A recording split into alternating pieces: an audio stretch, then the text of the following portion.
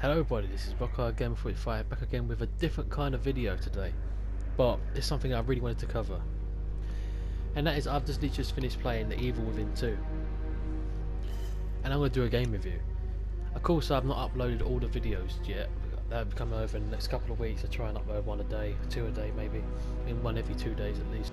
But I wanted to do this video now because I've literally just finished, right this moment, finishing the game, so my mind is completely focused on Evil Within 2 and I couldn't leave this game out. So what did I think of it? At the start I really thought Evil Within 2 lost its way.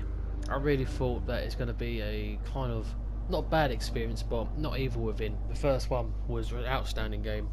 I preferred it more than Resident Evil 4 actually, which is the game I thought it was kind of like. Yeah, I enjoyed it more than Resident Evil 4. But when I was starting to play the start of Evil Within 2, I was thinking, this is going a little bit too far for me. It's kind of losing its way, losing the Evil Within charm. But then, by the end of the game, it turned out to be one of my favourite games I've played in years. I really wasn't expecting it, but it really was. Everything was so good. Everything. I even enjoyed this over the Evil Within 1. Once again, it's something that I never thought would happen. I am going alone here, 'cause I don't know what anyone else has said about the game. This is literally just what I thought about the game.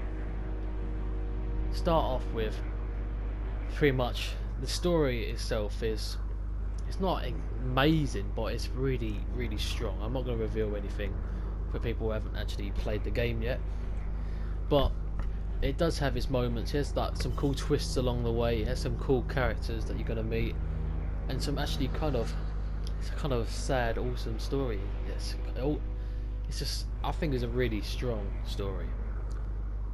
I said the way it changes from here to there, the way when you thought something's over, it just leads to a whole new, pretty much heap of problems, and then it goes on, and it really does work. I really love the story. Now the gameplay was kind of throwing me off at the start because I thought that's what changed the most. The gameplay was kind of hit and miss for me at the beginning. Like I said, the monsters were really quick and I didn't feel Evil Within kind of enemies. But then, as it got on, I thought the enemy types got stronger, more variants come along, and it really started to click for me. I really started to love the gameplay.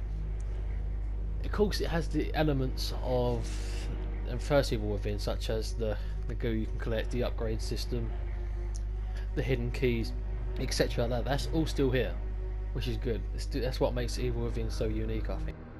And of course we have the classic weapons that have come back, like the pistol, the shotgun, and the sniper rifle, and we've got completely new weapons that we can actually use. And all of them are they're really good weapons. I think some are better than the others. That kind of brings me to the problem.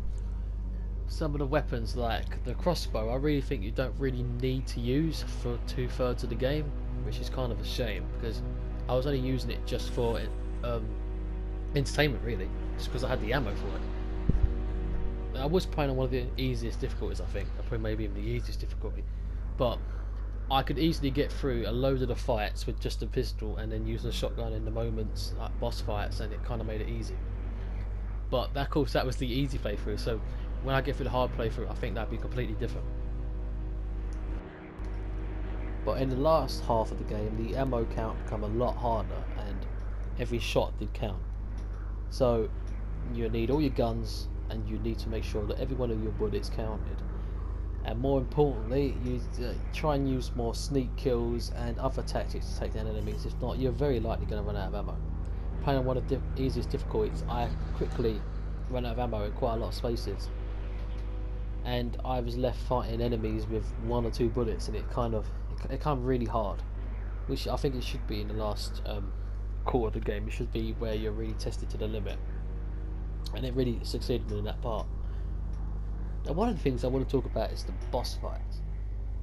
The combat in this game is much more fast paced. Well, there's kind of less enemies, but when you do encounter them, you always encounter the big heaps of them, and they're really quick, and you really have to be fast on your reflex if you want to survive. The bosses in this game are kind of on the same level, but I think most of them are pretty creative in their ways of attacking. There's a boss in this game. It's a spider with the head of a camera. That the camera is literally the head of this woman in the shape of like a spider, and it really. I'm not going to reveal how she attacks or anything like that because you need to play it before you actually see it, because it makes a lot more sense once you've actually played through the Evil Within and you see what her tactic is. It's actually really creative, and I think that's one of my favourite boss fights in the entire game. The other boss fights in the game are all strong. We have some familiar boss fights in here as well, which I really liked. The other boss fights, like I said, were definitely strong. None of them were groundbreaking, apart from one of them, I think. Well, one of them was pretty solid. The rest were just classic Evil Within boss fights. I think they really fit into their world. Final boss fight, I thought, although it was quite a nice boss fight, it could have been a little bit harder for the final boss fight, but it was still solid. It wasn't broken or boring or just unfair, but luckily it was none of them, so it was just a little bit too easy for my liking for the final boss fight. Yeah, so there's a couple of things that, like I said, I don't really like about the game. One, it took kind of a while. The story was really good in the first part, but it took kind of a while for me to get used to this new gameplay. I was kind of worried about it, but when I started understanding the new tactics, and when I started getting used to like the way this gameplay was going to be played, this suddenly took a really high turn, and I've really started to click. The game just suddenly become really fun and exciting to play. And I love the more open world kind of feeling. Now, when you look at this, it looks like a massive open world, and there are some side missions that can really affect what's going to happen later on. But when it comes down to it, there's most of the time there is actually just one set path that you need to follow. Although it does give you the sort of illusion that there's multiple ways you can go, which I really like that, because you can go do some side missions, but eventually you're going to be stuck to that one main mission that's going to get you through to the next chapter. And that's a really cool way of doing it, so it gives the player more variety. But also at the same time, you also will need to explore around quite a lot to find these sort of side missions, because I said some of these side missions could actually affect the ending. So the more you explore, basically the more you're rewarded, and on my first playthrough I missed quite a lot of things. And this brings me to a couple of the enemy types. Yeah, there's not a huge amount of variety in the enemy types, unfortunately. Like for the first half of the game, it's just the same, just kind of generic enemies. And in the second half, they bring in loads of kind of new enemy types, and it completely changes it. And they tried to sort of show them all at once, and it didn't really work. But some of the new enemy types had one specific attack that I thought was kind of unfair.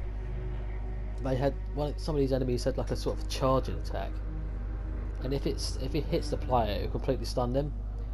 But before they could react to the next attack, they've already been hit again. So basically, you're being hit twice by the same monster before you can actually do anything. Which I don't think that's the way it should work. But apart from that, most of the monsters work fine, and there's like plenty of ways you can take them down. So it definitely works, the combat.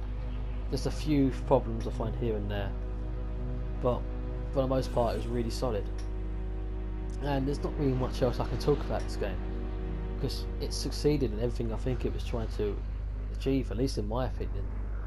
The gameplay was great, the level sort of layout was great, the combat was great, the upgrading system was really good, that Evil Within feel was excellent, and the story was definitely the part that kind of brought it up to where it was up to date. I think the part of the game that actually made me think, wow, what's that story? Especially at the end, the last half, things just go crazy, awesome, scary, weird, sad. It's amazing. It has so many different feelings, and that's really what makes the Evil Within 2 better than Evil Within 1, in my opinion. It was so hard because although they're so similar, they're so different, if that makes sense. They have so much in common, same story, but yet the combat and many other things are different, and it really does work.